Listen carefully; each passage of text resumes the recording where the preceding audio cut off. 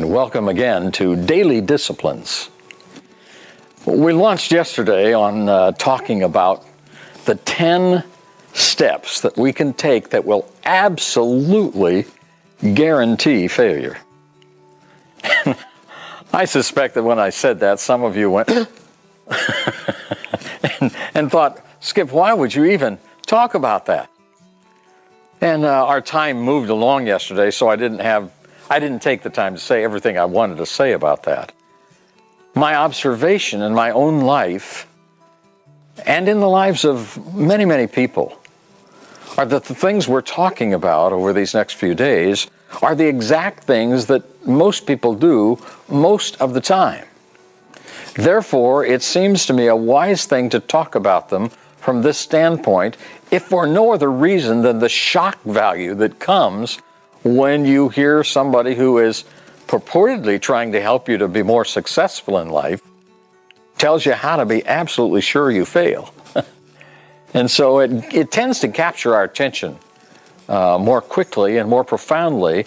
And my goal is always to say things and to do things that will have a positive impact on your life so that you can continue on a daily basis to discipline yourself in such a way that you move forward with your life.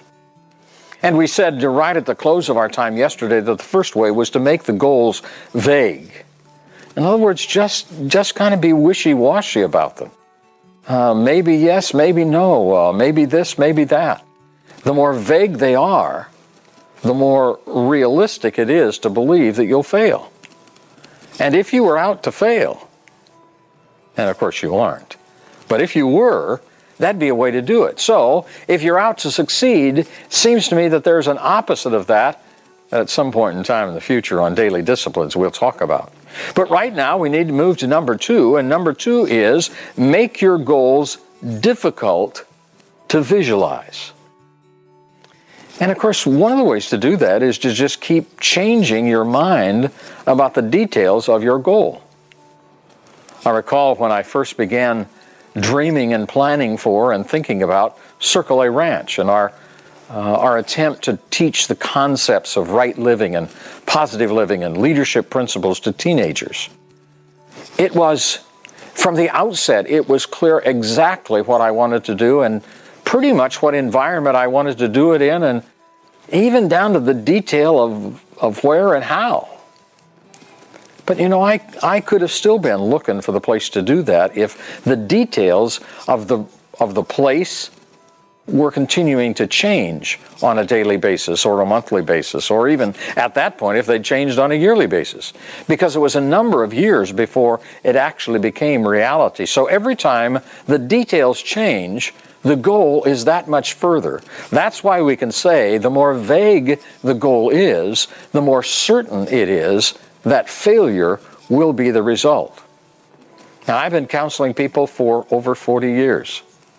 I've never had anybody come to me and say, Skip, my greatest dream in life is that I can be a failure. Nobody wants to be a failure.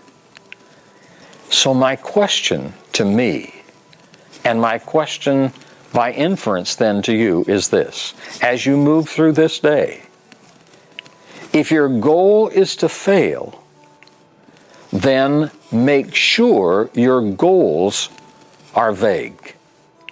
If it is to succeed, then they got to be clear and distinct. So which are they? Have a great day. We'll talk again soon.